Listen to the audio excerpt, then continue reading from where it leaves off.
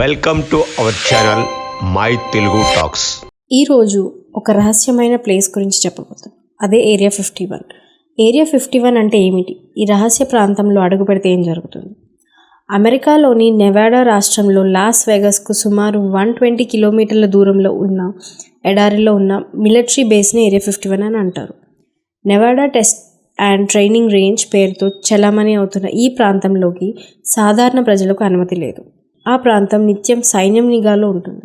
కొన్ని దశాబ్దాలుగా అమెరికా రక్షణ దళం ఆధీనంలో ఉన్న ఈ ప్రాంతంలో ఏం జరుగుతుందో తెలుసుకునేందుకు ఇప్పటి వరకు ఎంతోమంది ఎన్నో ప్రయత్నాలు చేశారు. చివరికి ఆ ఆసక్తి కాస్త ఉద్యమారూపం దాల్చింది. చలో ఏరియా 51 అంటూ నేటిజన్లు అంటున్నారు. దీంతో వైమానిక దళం తీవ్రంగా స్పందించింది. అక్కడ అడుగు పెడితే పరిణామాలు తీవ్రంగా ఉంటాయని హెచ్చరించింది.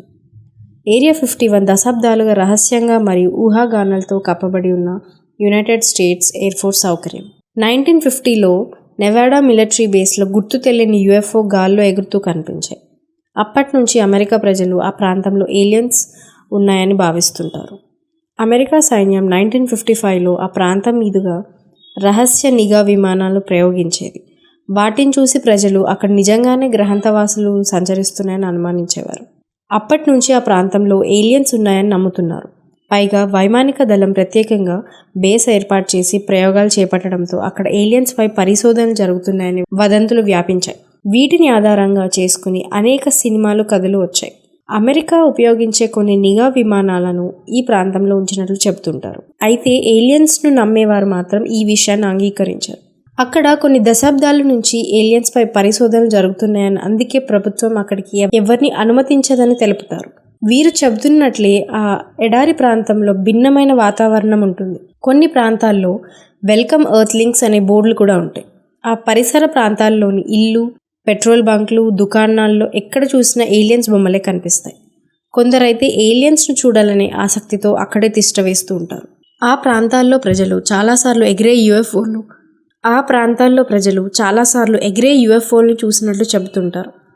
1959లో ఏరియా 51కు సుమారు 130 మైళ్ళ దూరంలో ఆకాశంలో యుఎఫ్ఓ కనిపించిందని అప్పట్లో వార్తలు వచ్చాయి.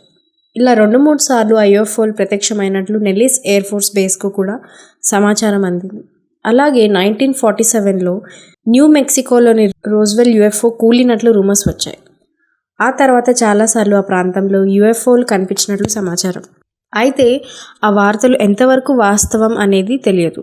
ఇప్పటికీ ఏరియా 51 ప్రాంతంలో నివసించే ప్రజలు తమకు యుఎఫ్ఓలు కనిపిస్తున్నాయని తెలుపుతుంటారు. అయితే ఏరియా 51లో ఏం జరుగుతుందనేది ఇప్పటికీ రహస్యమే. దీన్ని తెలుసుకోవడానికి పలు టీవీ ఛానళ్లు, ప్రతినిధులు సైతం ప్రయత్నించారు. అనుమతి లేకపోవడంతో బయట నుంచే వెనుతిరిగారు.